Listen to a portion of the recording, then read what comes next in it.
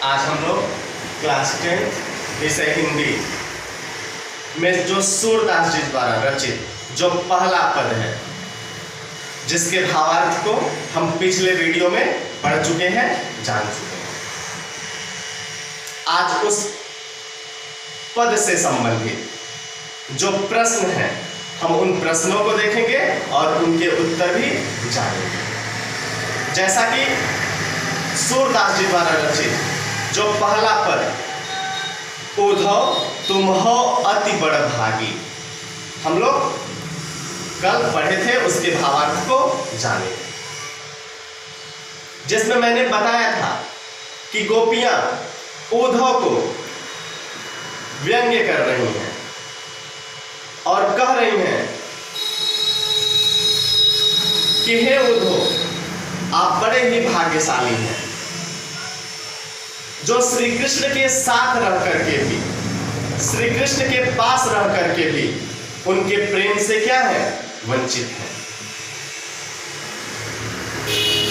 श्री कृष्ण के प्रेम का एक भी धागा, श्री कृष्ण के प्रेम रूपी एक भी धागा आपको छू नहीं पाया है। साथ ही कई उदाहरणों के माध्यम से गोपियां उद्धव को उलाहने दे रही हैं। तो आइए जो उस पद्य से संबंधित प्रश्न है, हम उन प्रश्नों को देखते हैं और उसके उत्तर को भी जानते हैं। पहला प्रश्न है, गोपियों द्वारा उद्धव को भाग्यवान कहने में क्या व्यंग्य निहित है? तो सबसे पहले मैं जब आपको पिछले वीडियो में भावार्थ बता रहा था तो मैं बताया था कि गोपियां उद्धव को व्यंग्य कर रही हैं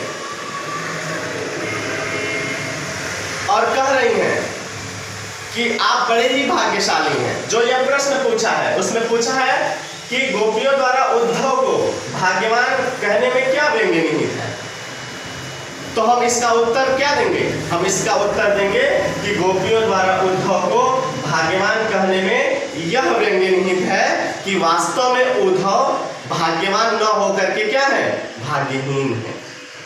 वास्तव में उद्धव भाग्यवान न होकर के क्या है, भाग्यहीन है। वे कृष्ण रूपी सौंदर्य, ठीक है, तथा प्रेम रस के सागर के सानिध्य में रहते हुए भी उस असीम आनंद से क्या है, वंचित है। यानी उद्धव कृष्ण रूपी सौंदर्य तथा प्रेम रस के सागर के सानिध्य में रहते हुए भी उस असीम आनंद से क्या है, वंचित हैं। वे प्रेम बंधन में बंधने एवं मन के प्रेम में अनुरक्त होने की सुखद अनुभूति से पूर्णतया क्या है, अपरिचित है। ठीक है।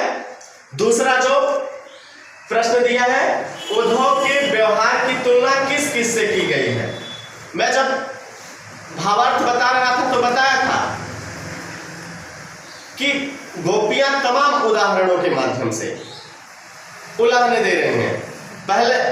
पहला उन्होंने कहा है कि आप कमल के पत्ते के समान हैं जो जल में रहते हुए भी जल का एक भी बूंद जिस पर नहीं पड़ता है। दूसरा, गोपियां तेल के मटके से तुलना की हैं कि जिस प्रकार से तेल का मटका जल में डुबोया जाए, जल में रखा जाए, लेकिन जल का एक बूंद भी उस मटके पर अपना प्रभाव नहीं छोड़ता, जल का एक भी बूंद उस मटके पर नहीं पड़ता। तो जो दूसरा प्रश्न दिया है कि उद्धव के व्यवहार की तुलना किस किस से की गई है, तो सबसे पहले गोपियों ने उद्धव के व्यवहार की तुलना कमल के पत्ते से की है, जो नदी के जल में रहते हुए भी नदी के जल में रहते हुए भी जल की ऊपरी सतह पर ही क्या करता है, रहता है। अर्थात जल का प्रभाव उस पर नहीं पड़ता है। ठीक है। और ठीक उसी प्रकार से श्री कृष्ण का सानिध्य पाकर भी उद्धव श्री कृष्ण के प्रभाव से क्या है, मुक्त है। तो एक तो तुलना कमल के पत्ते से की है, दूसरा मैं क्या बताया, वह जल के मध्य रखे तेल के मटके की भांति है, जिस पर जल की एक बूंद भी क्या होती है, नहीं टिक पाती है। यानी दूसरा तुलना किससे की है, तेल के मटके से की है,